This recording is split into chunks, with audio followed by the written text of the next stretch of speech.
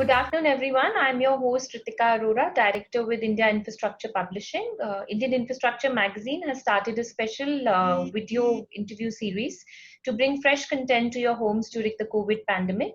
Each interview will feature the views and perspective of top industry leaders on how they are coping, realigning strategies, and doing business in the COVID-19 world. Today, we have with us Mr. D.K. Sen, who's Whole-Time Director and Senior Executive Vice President Infrastructure at Larsen & Toubro. He holds additional responsibilities as chairman on the boards of L&T Infrastructure Engineering Company and L&T Oman LLC, and is also a member on the board of L&T Qatar LLC.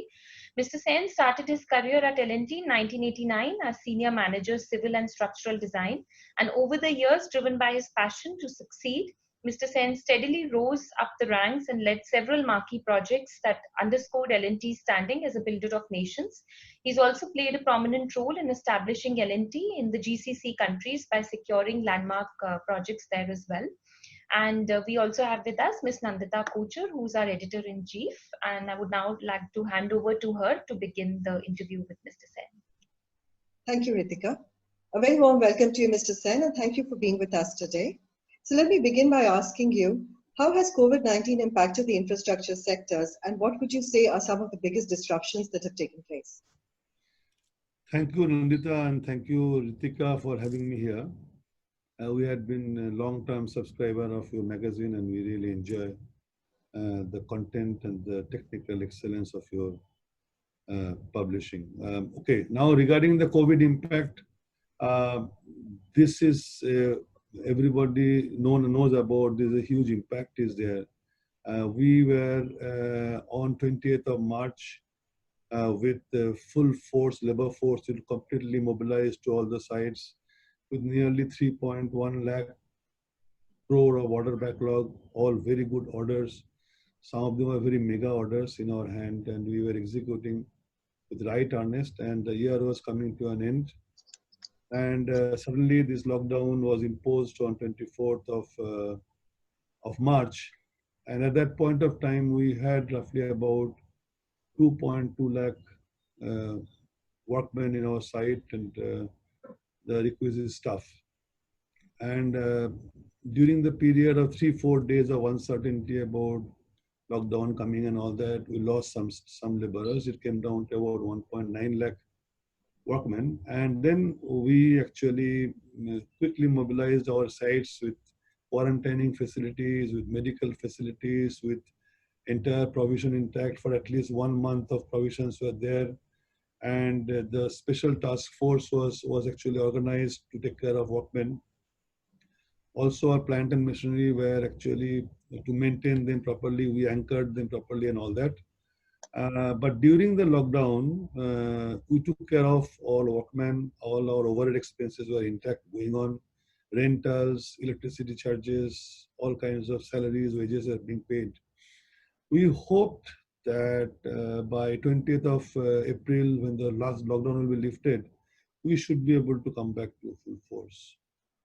During the period between 20th of April to 24th of March, 20th of April, we were losing some workmen. They were trying to go out, they found their own way to go back to their home state or somewhere else. We lost some 10% workmen there. So we were there, about 1.7 lakh workmen were there. And then when it opened, the site opened, we thought that we'll have to get back into the work, but there are restrictions about the number of people working in a site. Like 30% was the maximum allowed to work at that point of time, 20th April. If you remember the unlock 1 that was supposed to be, or lockdown lifted gradually. And we made a roster, started working at the site, but it was not of full productivity, and not all the sites could start working because various states lifted the lockdown in various point of times. By 5th of April, we really opened almost all 100% sites were working from 5th of April in various capacity and various actually productivity. But in this period, the government introduced the Shramik Express, a Shramik train. So there were further migrations in spite of all our taking care of them for nearly 1.5 months. So we lost some more workmen. As on today, we stand at 40% workman strength at site. And we are working everywhere, but productivity is roughly 25%. So there is an impact. So we lost nearly 3 months of very productive months of the year because no rain, hardly any festival, and entire thing is mobilized.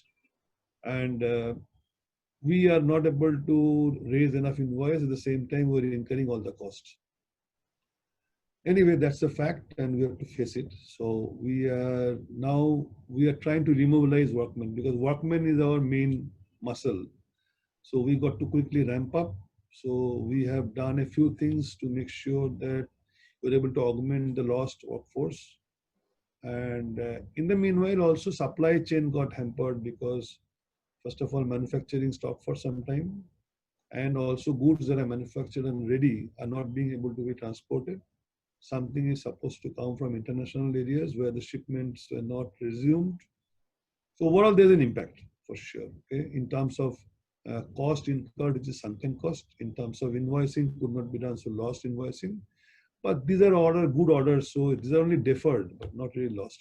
We will be able to make it up once we are able to ramp up and start in full force.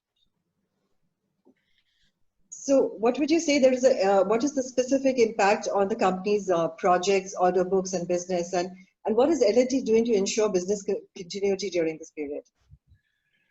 See, as I told you that we have about 3 lakh crores of good order backlog. So it's a matter of losing 2.5 months. We maybe in Q1 there will be an impact. We should be able to make up something by working in the month of June. And the way we are remobilizing, we have done a few things. Number one is that we have mobilized our specific people who have the competency to mobilize workmen. They have gone to the various villages in the eastern part of India, like Bihar, Orissa, West Bengal, Assam. They are camping there to push people. But it is difficult because they have just gone back. They went back to their home states. They went into a quarantining of 15 days in institutional kind of quarantine. They are now going to meet their family. So it will take a bit of time for them to come back. But every day, roughly about 2,000 workmen are coming back. We are able to mobilize. This is one part of it. That is remobilizing those migrated workmen, reverse migrated workmen. So, but even if we are able to get these workmen ready, we don't have a requisite train facility to bring them back. The transport is still not properly opened. What we are doing now is that we are also putting our own people in the various airports where the expatriate workmen are coming back. They're coming back by the Vande Bharat flights. So catching them there, they are all very highly skilled people. They may be a little bit better paid. Their wages may be higher, but they're coming back to India, and we would like to get them. We're trying to do that. There will be some kind of augmentation through this source. Plus, what we are doing, every state has got local workmen who are servicing the small scale building industries. Like say, everywhere there are residential complexes, every state. We're trying to scan among this kind of strength of workmen to get as many as possible to recruit to our specific projects. But that requires a bit of reskilling because the skill required for mega projects and skill required for small projects are different. So we are putting up our skilling centers in the sites to skill local workmen. But even if we skill them, to bring to that productivity level is very difficult. It will take some time. But still, it will be some kind of a replenishment. Plus, we are concentrating more on mechanization. That means wherever there are labor force required, workmen required, we're trying to see that excepting high skill areas, we're trying to mobilize more plant and equipment and more digitally enabled sensor controlled kind of work to do bulk this thing. So I'm very sure by end of July or beginning of August, we should be able to get requisite amount of workmen to get back to our invoicing level. But at the same time, the rain will now hit India. The monsoon has already started early. there will be some kind of impact, but that was considered in our budget. The impact of monsoon was already there in our budget. So we are hopeful that Q2 will be the time for ramping up, and Q3 will start pushing things at a faster rate. We may actually implement 2-shift working at site. We may implement incentives at site. We may implement quite a few things that we're working on, because we can't, being the largest contractor and with a large order backlog and with committed dates, the best thing you can do to the Indian infrastructure or the Indian economy is to catch up with whatever time is lost and still finish those projects within the time scale that was actually originally contracted, or not losing much of time. Ritika, if you'd like to take this forward. Yeah. Mr. Sen, thankfully the lockdown only happened towards the end of the financial year, as you rightly mentioned. So what were some of the biggest achievements of L&T in 2019-20, if you look at the overall year? Okay, actually, if you see my order inflow, revenue, order book, yes, profitability, I must tell that in spite of 15-20 days being lost in this COVID crisis, we still could actually manage to do slightly better than the previous year. That means 18-19, actually whatever we did, 19-20 we did almost same or a little bit better. Like say order inflow across entire Larsen and Toubro as a whole, we have booked about 1,86,000 crores of orders. So 1,86,000 crores order is roughly about 9% more than the previous year what we achieved. And order book grew by about moderate 4% to about 3 lakh crores, I have already told you. And revenue grew by roughly about 8%. Revenue we clocked at about 1,86,000 crores, which is 1,45,000 crores, which is a little bit more than the previous year. Our actually EBITDA has grown by about 7%. You must appreciate that the last 20 days of the March is very crucial for us, because we make up a lot of lost grounds, that we have done. So this time we lost, we could have really done much better, but that's what fate is. So we bagged some 4 or 5 big orders. We bagged the Navi Mumbai airport. We bagged the CITCO in Mumbai, a big residential complex, and also we bagged a gold processing project in Saudi Arabia, in Ma'aden. And also we bagged Etihad Rail on prestigious package. That's the Gulf Rail they're actually putting in UAE. Etihad Rail one package, we got a major order. These are one of the major orders, but together we made about 1,86,000 crores. So we haven't done really bad, but we could have done much better. Sure. And as an industry veteran and a leader in infrastructure sector, what is your overall take on what the outlook for infrastructure sector is in the medium to long term? What are the things that need attention, the areas, and what sort of expectations as a developer and contractor do you have from the government?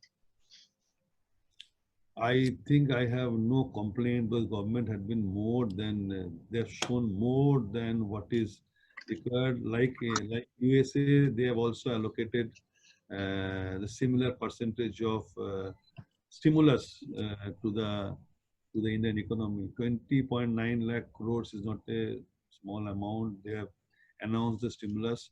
Government has announced infrastructure being one of the 5 major pillars of economic recovery. Fortunately, L&T has nearly 60% of L&T's entire business comes from infrastructure, and in terms of order, around 75% come from infrastructure. So that's a major thing for us. Government also has announced very, very major big spend, 111 lakh crores. The government has announced it will be spent over next 5 years, out of which, if you see, about 50 to 55% comes from pure construction projects of infrastructure, like say power, or say buildings, or say transportation, or say heavy civil infrastructure, or water. So they constitute about 55% of that. So there's about 50 to 50 to 60 billion dollar in next 5 years. I don't see any problem in terms of the pipeline of tenders to come out. But you must appreciate that all the government authorities which come up with a tender, they were working from home and they were working in a reduced capacity. And you, as you understand, government and nothing unless they see the files in their table and they go through it in physical form, it's difficult for them to really freeze things or to come out with the new tenders. So, but I also appreciate the various authorities like railways, like National Highway. What they have done in this period, they have worked from home, but they clear our invoicing, which was March invoicing. They also have come up with a lot of amendments in their billing schedule to facilitate liquidity. They also tried to solve some of the conciliations they tried to do on a web-based medium. They also had meetings conducted over web-based, which was actually earlier never we expected to do like this. So their intent is very clear. So I have no complaint about government's intent and their actually sincere efforts. Only infrastructure projects, unless the lands are acquired, the necessary clearances are obtained, they really can't award the contract. So I see a bit of problem for this to pick up. Q1 has gone, nothing has happened. Q2, it will be coming up, will pick up the speed. And from Q3, they are going to hit the deck. They're going to start awarding. So this is regarding the government's initiative.